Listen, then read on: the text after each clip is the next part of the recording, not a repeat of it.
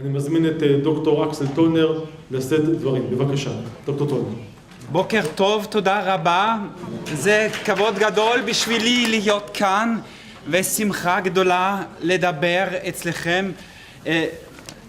עליכם.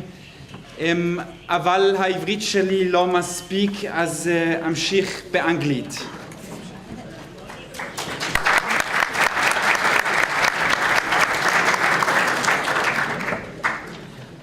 In the Hebrew translation of the title of my lecture, it defines education closer as education of the Shoah.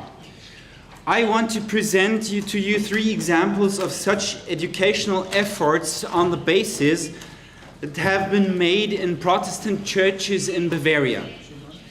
Talking about churches, I directly refer to three church buildings that have become places where aspects of Shoah or Holocaust education take place.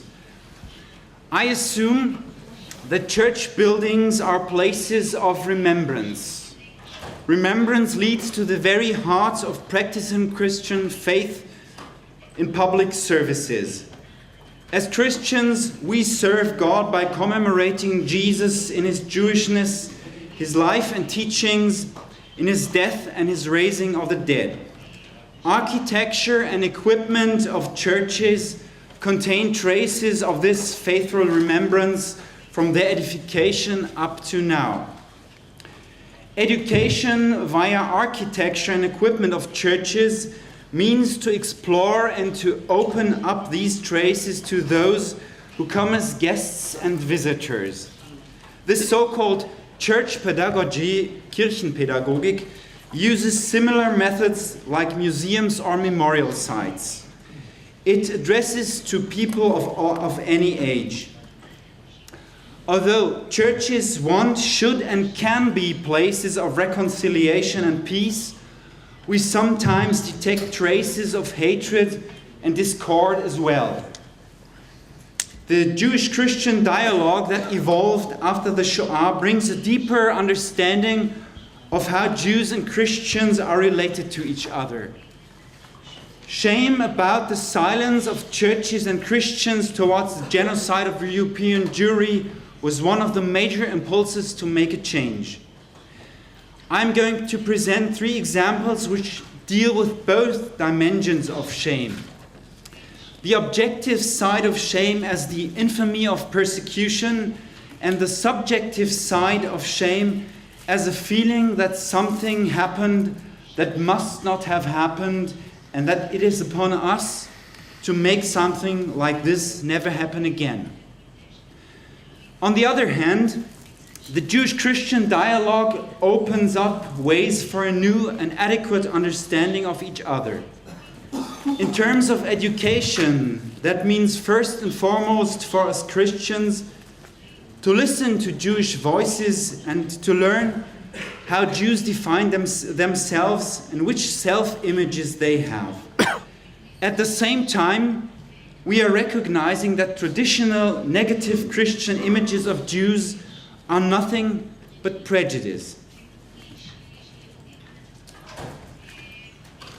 Example number one. From 2005 to 2011, I served as pastor at the medieval church of St. Sebaldus in Nuremberg. It is one of the major points of interest for tourism in the old city of Nuremberg, visited by around 400,000 persons a year. St. Sebaldus was heavily damaged in World War II and afterwards reconstructed again. Most of the medieval art was then hidden in the underground and saved.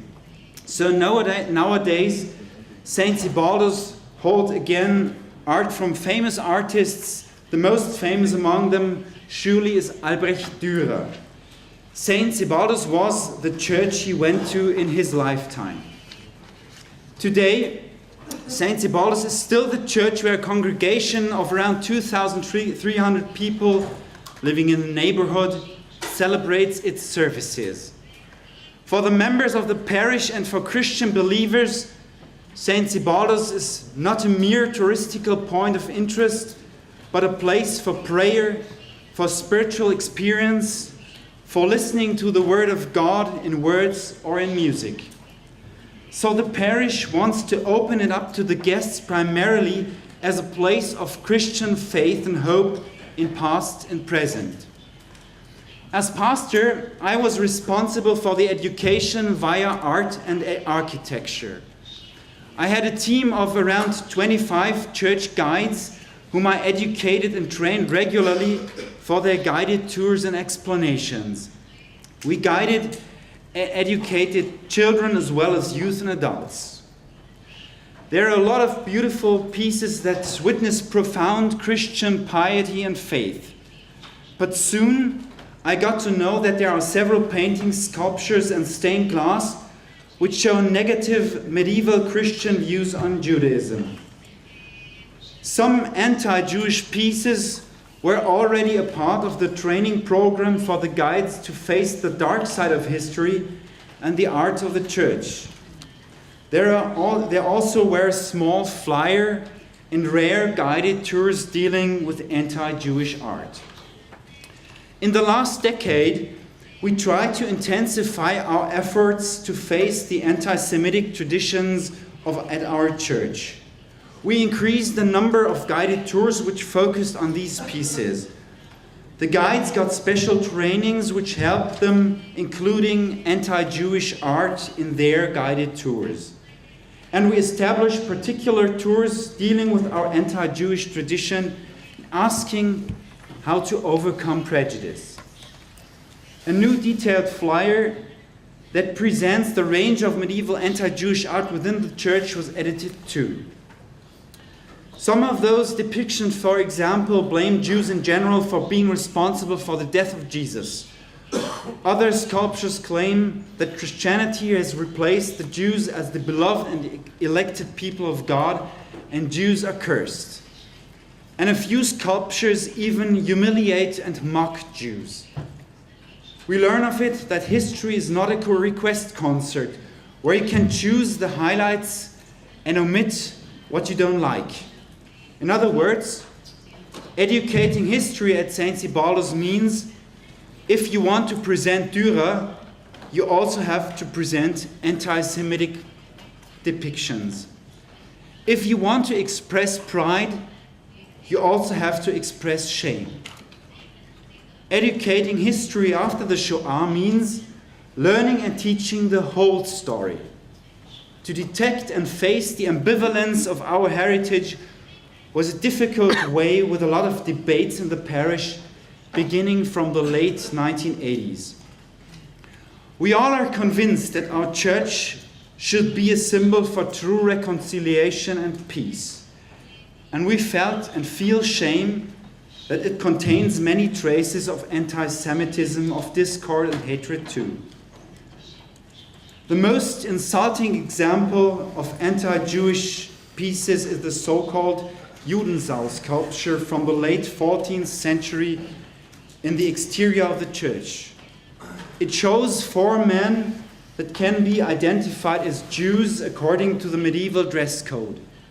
One is feeding the sow, 2 are suckling like piglets, and 1 is collecting the excrements. I don't need to emphasize that pork isn't kosher and the presumed symbiosis of the sculpture is a mere fiction and an insult to Jews. Yet, in medieval Christian art, the swine means even more than humiliation. It symbolizes the devil. The message of the sculpture is clear and shameful. It's a total demonization of Jews and Judaism. National Socialist anti-Semitism was not a slip-up in German history. It has its models, even in the Middle Ages. Education on anti-Semitic traces of our history is urged by the fact that the demonization of Jews and Judaism hasn't stopped. Recent studies in Germany show that around 20% of the population share anti-Jewish attitudes. And among them, there's a significant number of people that consider themselves religious and engaged in their parishes. When people were demonstrating against the Gaza war in 2014 in German cities, you could hear the curse word Judensau. St. Sebaldus Church offers an authentic place to inform about caricature and reality. Here you can explore intensively how caricatures like Judensau and other depictions have been degrading and defaming Jews for centuries. And here you can ask for their effects up to the present.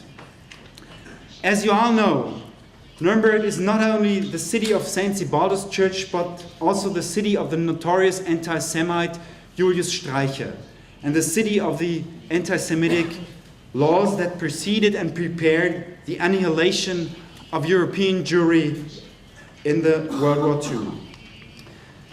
The parish therefore committed even more to education about the shameful anti-Jewish history of its church. In 2005, the St. Sebald Parish Council declared, I quote, "The defamatory image of the Judensau from the late Middle Ages is an expression of the anti-Semitism which prepared the ground for the Shoah.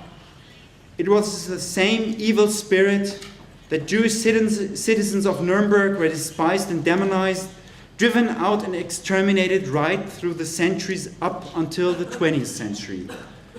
Filled with shame, we bow down before millions of victims of anti-Semitism, begging them and our common God for forgiveness." End of quote. It is shame that enables both distance from the negative meaning of medieval sculptures and our tradition, and empathy with Jews that are insulted by it today. And if we think of it, we may notice that eventually it's an insult against Christian faith too, since it is based upon the same roots as Judaism, and our faith is aimed at Jew Jesus. The second example I'm going to present is the Church of St. Matthew in Höchberg. Höchberg is a village around 15 kilometers southwest from Würzburg in northern Bavaria. From the early 18th century onwards, there lived only either Catholic or Jews there for over 200 years. It was a small, rural Jewish community with maximum 200 members in early 19th century. In the 19th and early 20th century, Höchberg had a well-known Jewish Talmud Torah preparatory school, Präparandenschule, for the teacher seminary that Rav Seligmann Bamberger founded at Würzburg. The Würzburger Rav and his wife Kela are buried at the Jewish cemetery of Höchberg. In the early 20th century, more and more Jewish inhabitants left the village and moved to the city. The school finally had to be closed in 1931. Under the Nazi rule, there lived less than 20 Jews in Höchberg. Most of them fled persecution and emigrated. On November 10, 1938, SS-men desecrated the synagogue from the early 18th century by devastating the interior completely. After World War II, Protestant refugees came to Höchberg and founded a Protestant congregation. In the early 1950s, they bought the former synagogue by the Jewish Restitution Successor Organization. After some decades of silence, the parish has started to discover their Jewish heritage and the Jewish history of their church in the 1990s. Martin Eisen, who was pastor then, called his guide to St. Matthew Synagogue and Church Guide, Synagogen- und Kirchenführer. He was convinced that the shameful part of history cannot be denied, but education is needed. The parish started commemorating the members of the former Jewish community. It started to present to the public that their church was a synagogue that was destroyed by the Nazis. they also indicated the Jewish roots of their church by a menorah and a memorial plate where the Torah Ark once was located. Education at St. Matthew and Höchberg meant to show that something and somebody is lacking because of the Shoah, and that this gap lasts. Therefore, they focused on the former Jewish population not as an anonymous number of victims, but as men, women, and children who lived their lives, who have hoped, laughed, worked, prayed, loved, played football, drank beer and wine with the neighbors, and much more. The presentation of the church at the homepage includes some information on Judaism and the Jewish roots of Christianity as well, as on the former use of the building as synagogue. It also contains a commemoration of the pogrom of November 1938. I quote, "It was a vicious time that we must not forget. God may forgive us the trespasses that we have committed to His people and be gracious and merciful to us." In around 2005, when Pastor Eisen and teacher of religion Angelika Wagner started working with students of the secondary school on local Jewish history, the students explored the biographies of the last 6 Jewish inhabitants from Höchberg. Their research on Salomon and Selma Bravman, Recha, Emanuel, Rivka, and Miriam Eldod lead to a commemoration ceremony in 2008. The students present their research, and the artist Gunter Demnig installed 6 so-called stumbling stones with the names and the basic biographical information in front of the former houses of the families Bravman and Eldod. I come to my third and last example. The third example is located at Dachau concentration camp memorial site. Today, there are several religious memorials commemorating the suffering of the various prisoners. Dachau was established first and foremost as a camp for political prisoners. Among them, there were Jews and Christians of various countries. From 1960 on, Roman Catholic, Protestant, Jewish, and Russian Orthodox memorials were established. The Protestant Church of Germany established in 1968 the Church of Reconciliation. Dutch Protestants who were arrested in Dachau encouraged the Germans to build this church and to commemorate there the ones who were murdered in the concentration camp.